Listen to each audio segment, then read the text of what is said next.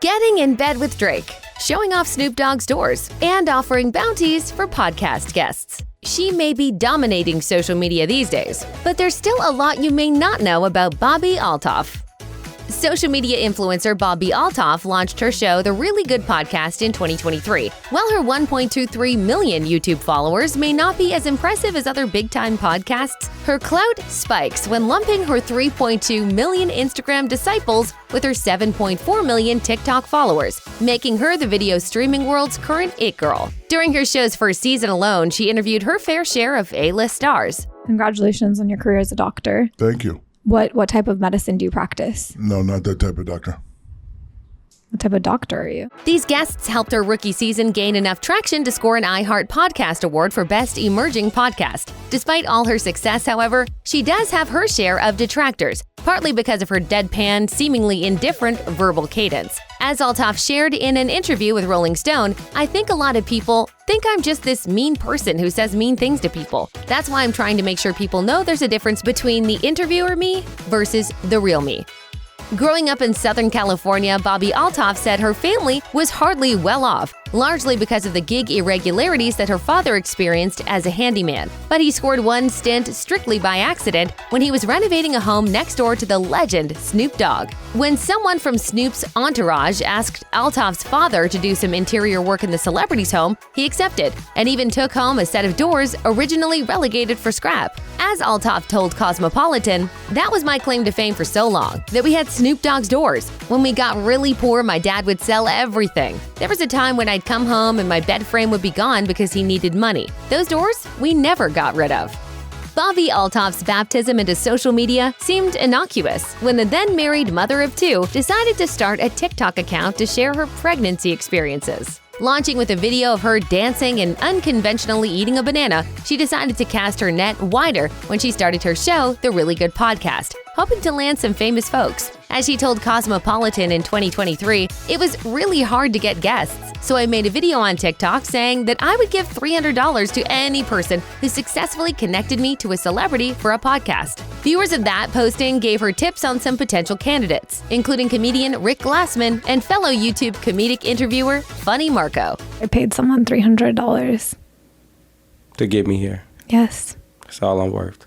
Thanks to a legion of fans willing to help populate her itinerary, Althoff didn't really work that hard scrounging up personalities. Additionally, Althoff admits she doesn't prepare for any of her interviews, simply letting the chips fall where they may. It's an approach many professionals in the entertainment industry hardly find endearing. Speaking to The Hollywood Reporter, award-winning TV executive Vinny Potestivo called Althoff the queen of the fringe of cringe. Unfazed, Althoff said to Rolling Stone about her critics, "I think a lot of people didn't get that it was a bit, and I still think people don't."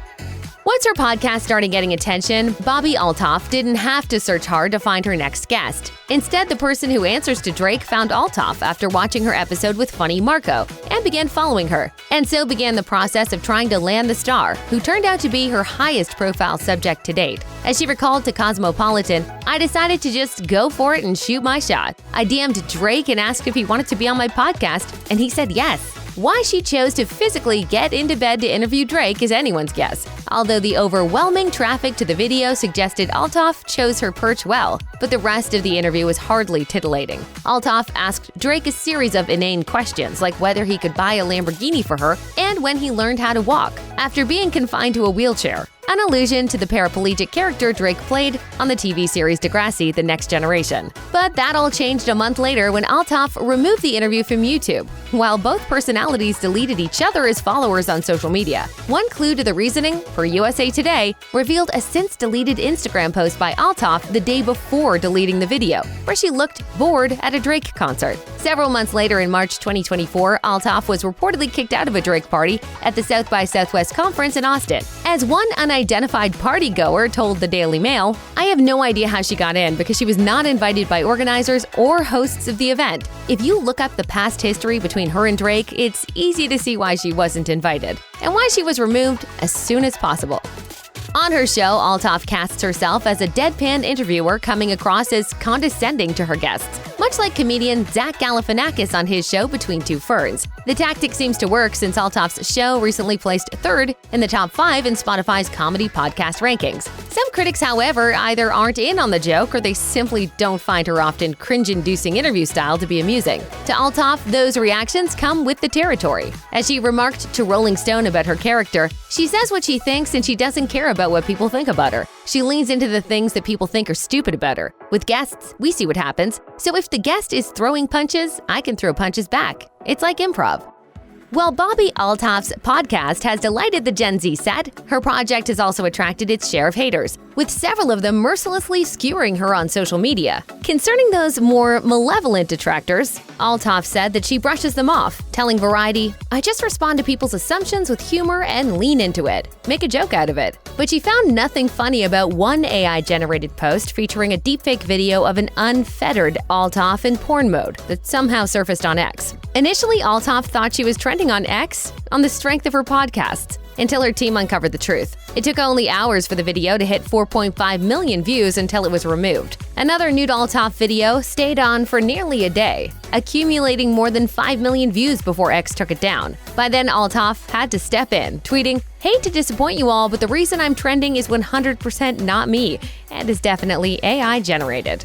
Bobbi Althoff's reputation might have exploded with the success of the Really Good podcast, but it seems that fame's aftershocks had a detrimental effect on her family. In February 2024, Corey Althoff, Bobbi's husband and a software company vice president, filed for divorce from his wife, citing irreconcilable differences. The legal action ended 4 years of marriage, although it turned out the couple were separated as early as July 2023. As Bobbi wrote on her Instagram account, "As most of you have heard, Corey and I have filed for divorce. As sad as I am right now, I am so thankful for the time I got to be his wife. While our relationship did not work out as husband and wife, we will always be friends, and I will always love him." The rumor mill connected the dots of the separation, which took place roughly the same time as Althoff's infamous interview with Drake. Althoff denied the rumor that she actually slept with Drake in a private DM with Barstool Sports head honcho Dave Portnoy, saying, "I am not commenting publicly, but off the record, you are right. That is not true." Regarding the reason for the split, TMZ sources claimed Corey Althoff felt that his wife's high-profile celeb status was disrupting the family's stability. Regardless of the reason, the couple remarkably came to a settlement agreement in 2 weeks. In her skyrocketing rise to podcast prominence, Bobbi Althoff has become a punching bag for backbiters declaring her an industry plant and critics dismissing her amateurish hosting skills. Entertainment reporter Jamel Hill was particularly critical of Althoff's celebrity rap episodes, lamenting on X, "I don't find these types of interviews particularly enjoyable or interesting. Instead, it just sadly points out how real hip-hop journalism has been practically erased." But antagonists also believe Althoff stole her interview style from Funny Marco, who made a living with his understated delivery. Althoff jokingly admitted as such to Keke Palmer, adding that they both essentially got their shtick from Zach Galifianakis. So the way that I found Funny Marco is because someone commented under my page and was like, "You have such a similar sense of humor to Funny Marco." And I was like, "Who's that?" For the most part, Funny Marco hadn't made a big deal over the issue, but addressed that alleged misappropriation when he had Althoff on his own Open Thoughts podcast. Both hosts agreed that while they have similar styles, they both put their own spin on it. Later, Althoff gifted the host with a huge wad of cash in a Walmart bag as gratitude for helping to build her audience. Bobbi Althoff has done a few weird things on her podcast, such as interviewing billionaire Mark Cuban on an oily floor of a garage, or telling NBA legend Shaquille O'Neal she didn't believe he ever played basketball. But one interview with Michael Cera snowballed into something bigger when she asked him about a cosmetic line that contained all the letters of his last name. Look in my eyes right now and tell me, did you or did you not create CeraVe? In my eyes. In my eyes. The segment turned out to be orchestrated by CeraVe's parent company, L'Oreal, as part of a subversive marketing campaign. At a South by Southwest panel discussion in Austin, Althoff revealed that L'Oreal approached her with the promotional idea, but didn't check out the brief they sent. "Then I read the brief with my little sister and said, 'Oh my God, Lexi, did you know Michael Cera made CeraVe?' She was like, 'I had no idea.' We aren't good at reading very well." The campaign went through another phase before culminating in a Super Bowl ad, satirically hyping Cera as CeraVe's creator. Having used CeraVe as a teen, it was a product Althoff could get behind, saying, "It's easier to let viewers know when I'm not lying about something." Despite the breakup of Bobbi Althoff's marriage, it's unlikely that the high-profile podcaster is hurting financially. She's apparently worth $4 million, while her show, The Really Good Podcast, sees a roughly 5% increase in additional subscribers each month. What the show's done for her self-esteem is another matter entirely, given that Althoff has frequently revealed that she's lacked self-confidence as far as she can remember. She told Bustle, "I've been so insecure my whole life. My first memories that I have of being insecure are in elementary school. I have a video of me doing my 6th grade speech, which was something I really wanted to do, but I'm stuttering over every word." Since her podcast started, garnering a fan base in the millions might have done wonders for the ego, but the negative feedback might have tempered it. After shooting 14 episodes in 2023, including the deleted Drake installment, Althoff took the rest of the year off to heal, before launching a second series of interviews in January. As she explained to Rolling Stone, "My mental health did struggle a lot in the last few months. But I feel like I'm at a good place right now. I got put on an anxiety medication, and that single-handedly changed my life. I have never felt better, and I think that's why taking such a break between creating a new season was so helpful for me."